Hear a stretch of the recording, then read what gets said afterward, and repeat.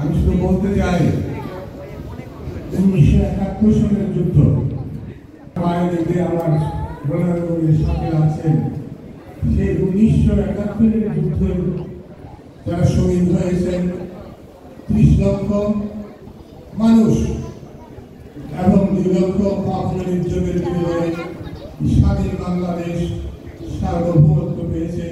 আজকে আমরা একটা স্বাধীন পতাকা নিয়ে বেঁচে আছি। ইনশাআল্লাহ তাআলা চিরদিন এই সবুজ পতাকা নিয়ে লাল সবুজের পতাকা নিয়ে আমাদের থাকবো। আমি কথা দিচ্ছি, যদিও বৃদ্ধ হয়ে গেছি, এই দেশকে যদি কোনো রাষ্ট্র গ্রাস করতে চায় আমাদের অস্ত্র জমা দিয়েছি কিন্তু ট্রেনিং জমা দিই নাই। আমরা এই দেশের যুবকদের ট্রেনিং দিতে পারবো, ট্রেনিং দিয়ে আমার যুদ্ধের জন্য প্রস্তুত করতে পারবো। কাজে সাবধান, কেউ কোনো পার্শ্ববর্তী রাষ্ট্র আমাদের অনুমতি দিবেন না। আমরা আছি, আমরা থাকবো। যদি না থাকতাম এই স্বৈরাচারী হাসিনা সরকারকে 17 বছর জুলুম অত্যাচারের পর আমাদের আজকের যারা ছাত্র জনতা মেহনতি মানুষ, যুবক, কৃষক, শ্রমিক, বুদ্ধিজীবী আমরা যেভাবে প্রতিহত করেছি মানুষ দেখেছে। আজকে যে রাষ্ট্রের সৃষ্টি করেছেন আপনারা বলেন এটা স্বাধীনতা যুদ্ধ না, এটা স্বৈরাচারের যুদ্ধ ছিল, স্বৈরাচারের পতনের যুদ্ধ ছিল। তাই স্বৈরাচার পালিয়েছে, স্বৈরাচার সারেন্ডার করতে ভয় পেয়েছে, স্বৈরাচার পালিয়েছে এমন ভাবে দেশের সঙ্গে তার একটা বাউল নিয়ে যেতে পারেন। একই যে কাপড় পরা ছিল সেইভাবে পালন করতে হয়েছে। তাদের দূষণ যাওয়া ছিল তাদেরকে ফেলে চলে গেছে। উনি আকাশে উড়া দিলেন আর নিচে যারা সার্বিক ছিল সবসময় ডুব ঘরে তো সেই সার্বিক দিক দিয়ে একবার তাকালো না যে আমার সার্বিকরা কি করবে। আজকে সার্বিকরা সমানে জেলখানে যাচ্ছে। আপনাদের নেত্রীকে একবার জিজ্ঞেস করছে তোমরা কেমন আছো, কিন্তু আমাদের নেত্রী যিনি ছিলেন আমাদের অত্যন্ত প্রাণের নেত্রী, আমাদের সকলের মা, অনেকেই মা, আমাদের অত্যন্ত প্রিয় বেগম খালেদা জিয়া, তিনি কিন্তু পালিয়ে যায় নাই। জীবনকে বাড়িতে রেখে নাকে রাখা দম রেখে উনি তার জীবন এই ভেবে নিয়েছিলেন যে আমি আমার সার্বিকদেরকে রেখে পালিয়ে যাব না, যদি যাই আমার মৃত্যুর পর যদি আমি পালিয়ে যাই। উনি যান নাই, উনি আসেন, আল্লাহ তাকে জীবিত রেখেছেন। আজকে আমি বলতে চাই জিয়াউর রহমান এলাকার আমি বলতে চাই সাক্ষী হিসাবে, জিয়াউর রহমানের দেশপ্রেমিক মুক্তিযোদ্ধা, জিয়াউর রহমানের জন্ম যদি না হতো আজকে বাংলার স্বাধীন পতাকা সবুজ আকাশে লাল সবুজের পতাকা উত্তোলন করে ওরা উঠত না। জিয়াউর রহমান তার জীবনের বাজে রেখে সেই কালুরঘাট বেতার কেন্দ্র থেকে ঘোষণা দিয়েছিল, স্বাধীনতার ঘোষণা দিয়েছিল। আর 7ই নভেম্বর পল্টন ময়দানে বিশাল সভা বক্তৃতা দিয়েছিলেন শেখ মুজিবুর রহমান সাহেব। স্বাধীনতা ঘোষণা করেন নাই, কিন্তু স্বাধীনতা ঘোষণা করেছিল জিয়াউর রহমান, শহীদ রাষ্ট্রপতি জিয়াউর রহমান। তিনি কোথায় গিয়েছিলেন? ইয়াহিয়া টিক্কা খানের মেহমানাগারে। মেহমানাগার মানে বুঝেন, এসপি সাহেব আবার ধরে নিয়ে যদি হারুন সাহেবের মতন বসিয়ে বসিয়ে মিথ্যা সাজানো পেট দেখাবেন আর খাওয়াবেন, এরকম ছিল না। ওনাকে নিয়ে গেছিল, ঠিকই খাওয়াইছিল। কিন্তু শহীদ রাষ্ট্রপতি জিয়াউর রহমান এই দেশে থেকে স্বাধীনতা ঘোষণা করেছিল। আজকে অনেকেই বলেন, আমার বন্ধুরা বলেন, আমার শুনেছেন নাতিপুতিরা বলেছেন, নেতারা বলেন সেই 71-এর যুদ্ধ আর এই 24-এর যুদ্ধ ঠিক নয়।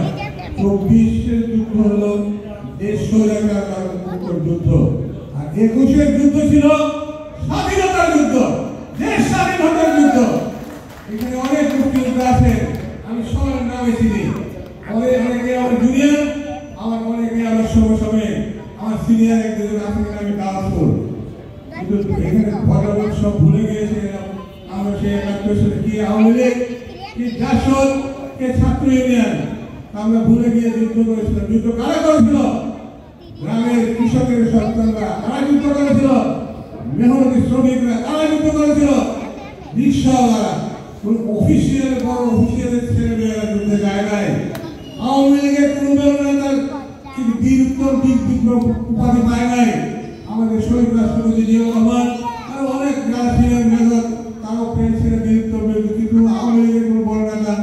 বলতে পারবেন না যে আমার বীরত্ব বিক্রম কোনো পার্টি আছে নাই।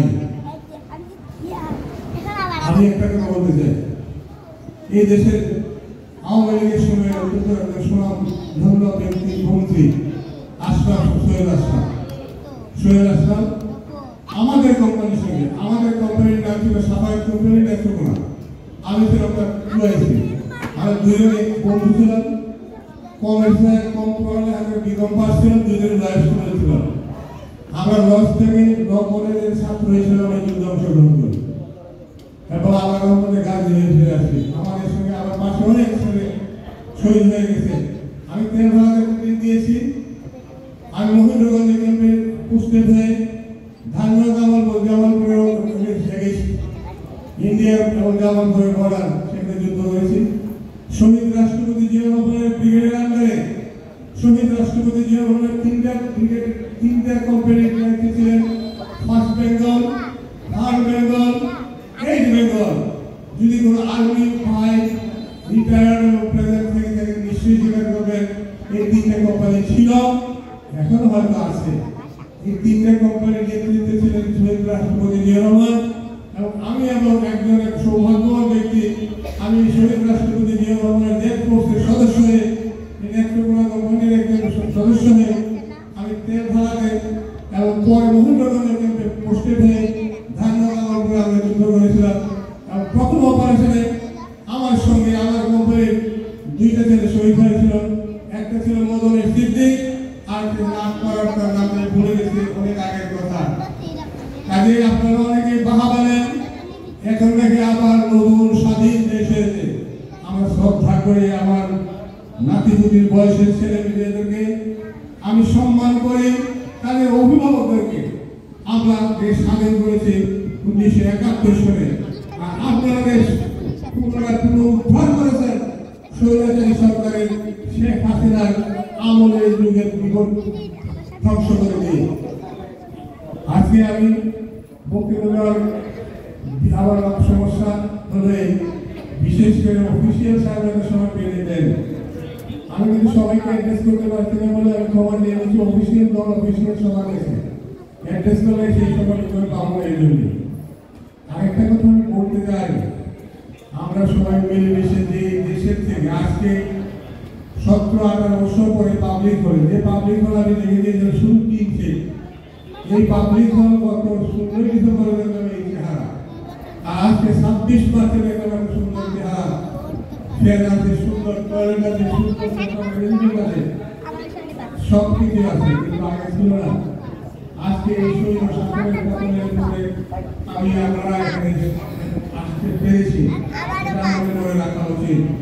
আবার একটা কথা না বললে না হয়, শহীদ রাষ্ট্রপতি 100-র মধ্যে 150% সৎ ছিলেন।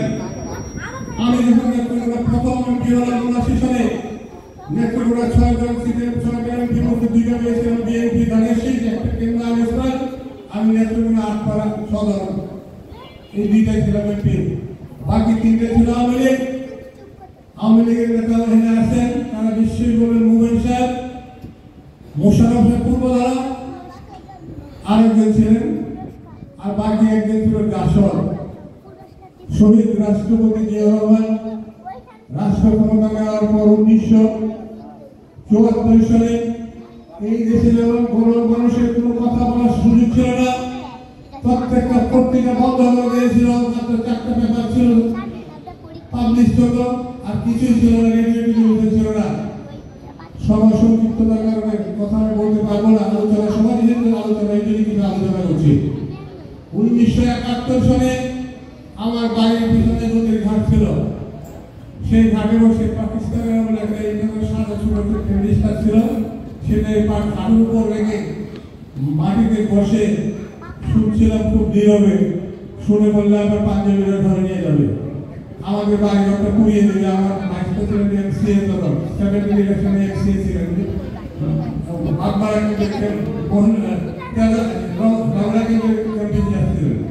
অনেক মুক্তিযোদ্ধারাই সেটা স্বীকার করবেন। সেই 71 সালে শহীদ রাষ্ট্রপতি জিয়া রহমান যখন বললেন আমি কালুরঘাট বলছি, এটা কি অসত্য? উনি রাজাকার, উনি কি আল বদরের কাতারে যান? 17 বছর ওনাকে ঘৃণা করেছেন, রাজাকার বলেছেন।